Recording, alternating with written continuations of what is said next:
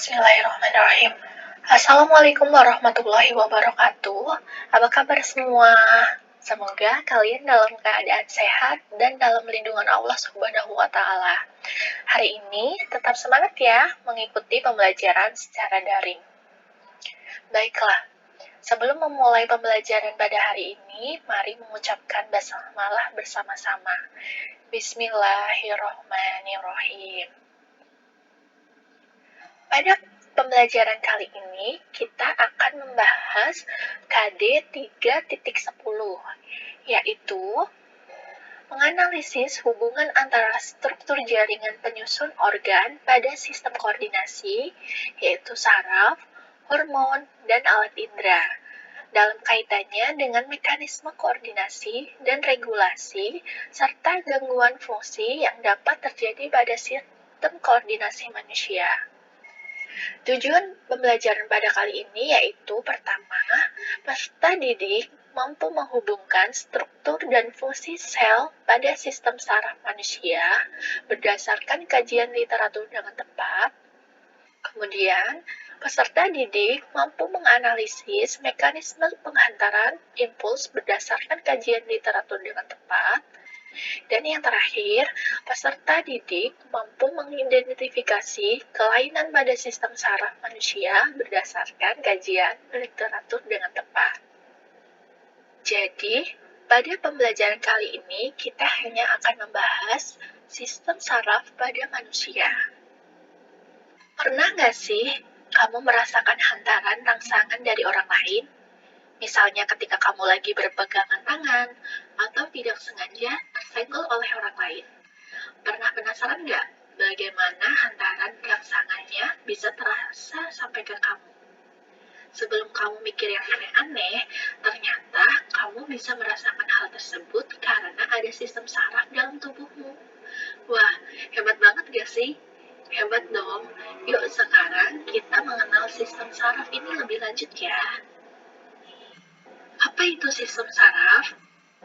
Sistem saraf merupakan salah satu bagian dari sistem koordinasi yang mengatur aktivitas tubuh melalui rangsangan listrik secara cepat.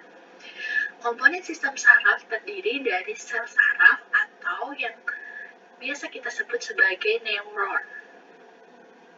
Mari kita pelajari tentang struktur dan fungsi sel saraf atau neuron. Yang pertama, ada dendrit. Dendrit ini merupakan percabangan dari badan sel saraf yang berupa tonjolan sitoplasma yang pendek dan bercabang-cabang. Fungsinya yaitu untuk menerima dan menghantarkan rangsangan ke badan sel. Badan sel merupakan bagian utama dari sel saraf. Di dalam badan sel terdapat sitoplasma, nukleus atau inti sel, dan nukleolus atau anak inti sel. Fungsi dari badan sel ialah untuk menerima impuls atau rangsangan dari dendrit dan meneruskannya ke neurit atau akson. Kemudian ada inti sel atau nukleus. Nukleus ialah inti sel saraf yang berfungsi memberikan pengaturan terhadap kegiatan sel saraf.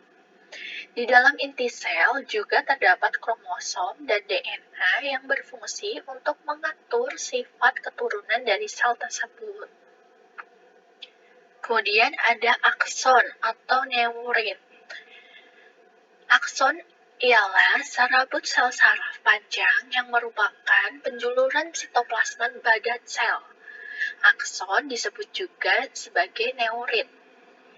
Neurit ini mirip dengan dendrit, namun neurit hanya ada satu dan berukuran lebih besar dan lebih panjang daripada dendrit. Di dalam neurit terdapat benang-benang halus yang disebut neurofibril. Akson atau neurit berperan dalam menghantarkan impuls dari badan sel yang menuju efektor seperti otot dan kelenjar. Meskipun diameter akson hanya beberapa mikrometer, namun panjangnya bisa mencapai 1 hingga 2 meter. Fungsi neurit atau akson ialah untuk meneruskan impuls impuls dari badan sel saraf ke sel saraf lainnya. Selubung mielin. Selubung mielin ialah selaput pembungkus neurit. Selubung mielin banyak mengandung lemak dan bersegmen-segmen.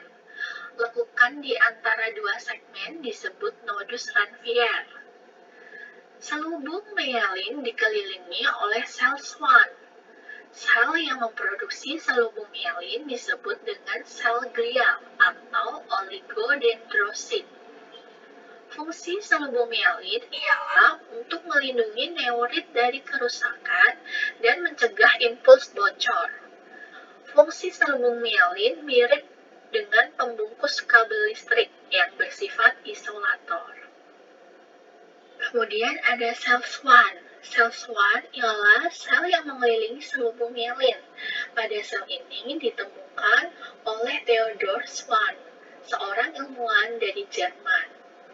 Sel Schwann bekerja dengan menghasilkan lemak dan membungkus neurit berkali-kali sampai terbentuk selubung mielin. Fungsi dari sel Schwann ialah untuk mempercepat jalannya impuls yang membantu menyediakan makanan untuk neurit dan membantu regenerasi neurit. Selanjutnya ada nodus Ranvier. Nodus Ranvier ialah bagian pada neurit yang tidak terbungkus selubung mielin. Selubung mielin yang berfungsi sebagai pelindung akson dan membungkusnya, namun selubung ini tidak membungkus secara keseluruhan, dan yang tidak terbungkus merupakan nodus Ranvier. Fungsi utamanya sebagai loncatan untuk dapat mempercepat impuls saraf ke otak atau sebaliknya. Nodus Ranvier berdiameter sekitar 1 mikrometer dan ditemukan oleh Louis Anthony Ranvier. Adanya nodus Ranvier tersebut memungkinkan saraf meloncat dari satu nodus ke nodus yang lain, sehingga impuls lebih cepat sampai pada tujuan. Jika nodus Ranvier diselubungi oleh selubung mielin, maka impuls saraf tidak bisa loncat ke nodus Ranvier. Akhirnya, tidak terjadi respon apapun. Yang terakhir ada bagian yang dinamakan sinaps. Sinaps ini berfungsi sebagai pengiriman impuls atau rangsangan dari neurit ke dendrit pada sel saraf yang lainnya. Sinapsis ialah titik temu antara terminal akson salah satu neuron dengan neuron lain. Pada setiap neuron, terminal aksonnya membengkak membentuk suatu tonjolan kecil yang disebut dengan tombol sinapsis. Pada setiap sinapsis terdapat celah sinapsis, sebuah menyediakan koneksi antar neuron yang memungkinkan informasi sensorik mengalir di antara mereka. Pada bagian ujung akson terdapat kantong yang disebut bulbus akson. Kantong tersebut berisi zat kimia yang disebut neurotransmitter. Neurotransmitter dapat berupa asetilkolin dan kolinesterase yang berfungsi dalam penyampaian impuls saraf pada sinapsis. Macam-macam neuron. Berdasarkan fungsinya, neuron terbagi menjadi 3. Yang pertama, neuron sensorik. Neuron sensorik merupakan neuron yang badan selnya bergerombol, berbentuk ganglia, aksonnya pendek tetapi dendritnya panjang. Neuron sensorik berhubungan dengan alat indera untuk menerima rangsangan. Sel saraf ini berfungsi menghantarkan impuls saraf dari alat indera menuju ke otak atau sumsum tulang belakang, sehingga sering dikenal dengan neuron indera. Yang kedua, ada neuron interneuron atau neuron penghubung. Neuron penghubung merupakan neuron multipolar yang memiliki dendrit yang pendek tapi berjumlah banyak, serta akson ada yang panjang dan ada yang pendek. Ujung dendrit dari saraf yang satu berhubungan dengan ujung akson dari saraf yang lain, membentuk sinaps. Neuron ini banyak terdapat di sumsum tulang belakang dan otak yang berfungsi meneruskan rangsangan dari neuron sensorik ke neuron motorik. Yang ketiga, ada neuron motorik. Neuron motorik merupakan neuron yang memiliki dendrit yang pendek dan akson yang panjang. Dendrit berhubungan dengan akson lain, sedangkan akson berhubungan dengan efektor yang berupa otot atau kelenjar. Neuron motorik berfungsi membawa impuls dari otak atau sumsum tulang belakang menuju ke otot atau kelenjar tubuh. Oleh karena itu, neuron ini sering disebut sebagai neuron penggerak. Berdasarkan jumlah ulurannya, neuron terbagi menjadi 3. Yang pertama, neuron unipolar. Neuron unipolar hanya memiliki satu uluran yang timbul dari badan sel. Misalnya, neuron sensorik unipolar yang terdapat pada hewan tingkat rendah. Kemudian ada neuron bipolar. Neuron bipolar memiliki 2 uluran yaitu akson dan dendrit. Badan selnya berbentuk lonjong dan uluran timbul dari ujung badan sel. Neuron ini terdapat pada retina atau mata, koklea atau telinga, dan epitel olfaktori atau hidung. Yang ketiga, ada neuron multipolar. Neuron multipolar memiliki satu akson dan beberapa dendrit. Penyebaran neuron multipolar ini paling banyak terdapat di dalam tubuh dibandingkan dengan neuron unipolar atau bipolar. Contoh neuron multipolar yaitu neuron motorik yang keluar dari sumsum tulang belakang. Untuk mekanisme penghantaran impuls, mari kalian pahami video berikut ini.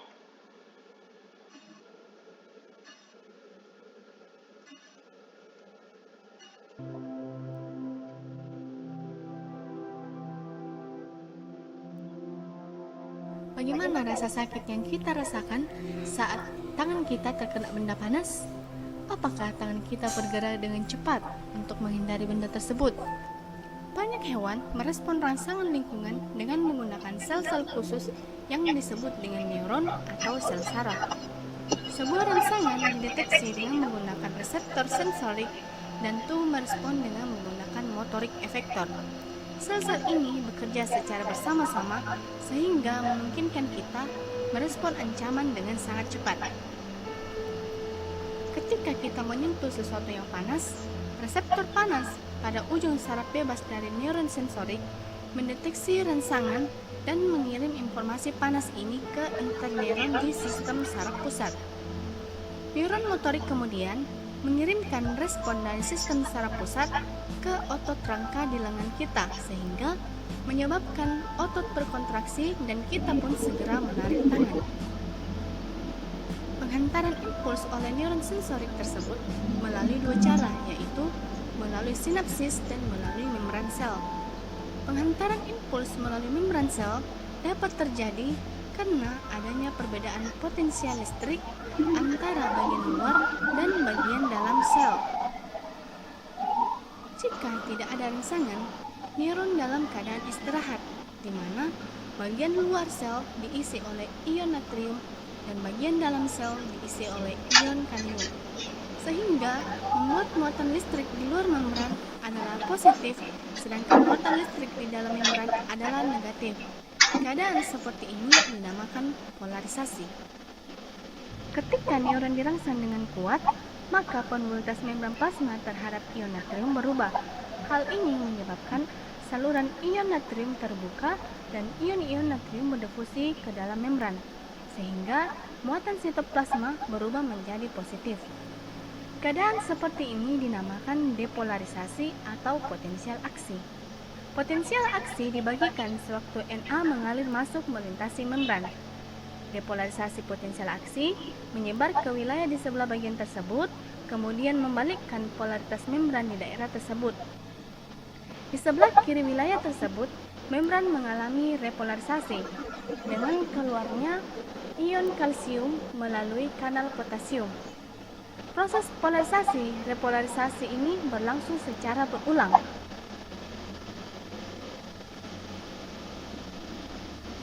Perbedaan muatan pada bagian yang mengalami polarisasi dan depolarisasi akan menimbulkan arus listrik. Dengan demikian, impuls saraf akan terhantar di sepanjang akson.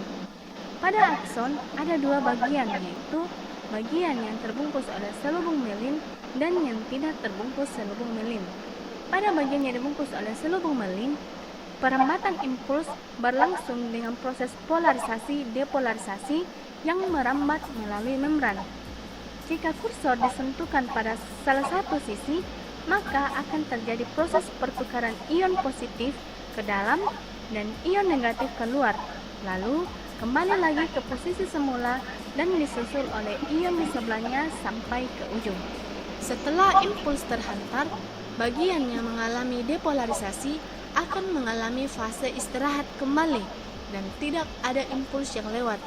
Waktu pemulihan ini dinamakan fase refraktori. Fungsi utama selubung melin adalah untuk meningkatkan kecepatan impuls.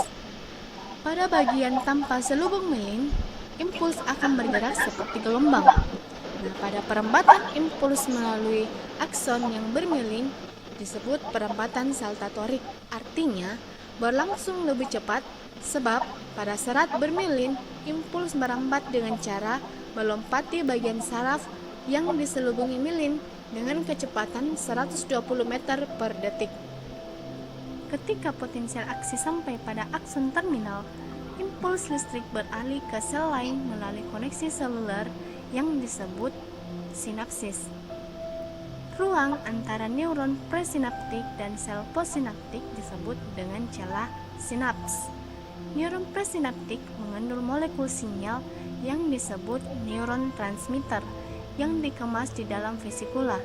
Saat ini berfungsi untuk menghantarkan impuls ke ujung dendrit neuron berikutnya.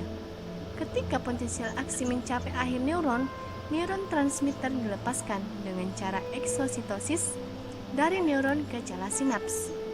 Neuron transmitter akan berikatan dengan protein khusus atau reseptor yang berada di membran pasca sinapsis. Nah, ikatan antara neuron transmitter dengan reseptor ini mengakibatkan impuls dapat diteruskan ke saraf lainnya.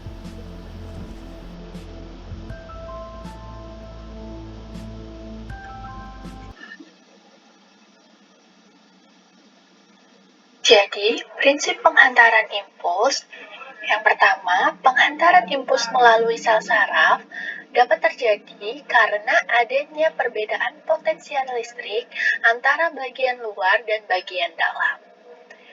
Untuk penghantaran impuls melalui sinaps merupakan titik temu antara terminal akson salah satu neuron dengan neuron yang lain. Kelainan pada sistem saraf. Yang pertama, ada Alzheimer. Alzheimer merupakan kelainan pada sistem saraf yang biasanya menyerang mereka yang sudah berumur di atas 65 tahun.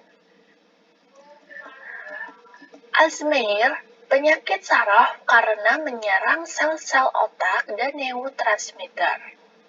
Gejala penderita Alzheimer antara lain berkurangnya kemampuan dalam mengingat. Yang kedua, ada epilepsi. Epilepsi adalah kelainan pada neuron di otak. Penderita epilepsi tidak dapat merespon berbagai rangsangan dalam berbagai bentuk. Selain itu, otot-otot rangka juga berkontraksi secara tidak terkontrol. Epilepsi ini biasa dinamakan sebagai penyakit Ayan. Kemudian ada migrain. Migrain juga termasuk dalam gangguan sistem saraf. Ayo, siapa yang sering sekali migrain? Migrain disebabkan oleh kurangnya suplai oksigen pada salah satu bagian otak. Kondisi ini juga bisa disebabkan karena hormon, faktor emosi, dan pola hidup buruk sampai efek samping obat. Kemudian ada meningitis. Meningitis diakibatkan oleh terganggunya sistem saraf di sekitar otak dan sumsum tulang belakang. akibat infeksi jamur atau virus. Penyakit ini bisa bersifat ringan, namun dapat berkembang menjadi lebih parah tergantung pada penyebabnya. Gejala meningitis yang harus diwaspadai adalah demam, sakit kepala yang berlebih, leher terasa kaku, dan adanya ruam-ruam pada kulit. Selanjutnya ada paralisis. Paralisis juga dapat disebut sebagai kelumpuhan, yaitu suatu kondisi yang disebabkan oleh terganggunya otot dan sistem saraf akibat cedera atau penyakit tertentu. Yang terakhir, ada stroke. Stroke merupakan penyakit yang terjadi karena penyumbatan atau pecahnya pembuluh darah di dalam otak sehingga otak menjadi rusak. Penyumbatan ini disebabkan karena adanya penyempitan pembuluh darah atau arteriosklerosis. Penyumbatan karena suatu emboli. Penderita stroke biasanya terlihat dari wajahnya yang tidak simetris. Sekian pembelajaran kali ini. Apabila ada pertanyaan, mohon ditulis di kolom komentar ya. Semoga pembahasan kali ini dapat menjadi ilmu yang bermanfaat. Tetap jaga kesehatan dan sampai jumpa pada pembelajaran daring selanjutnya.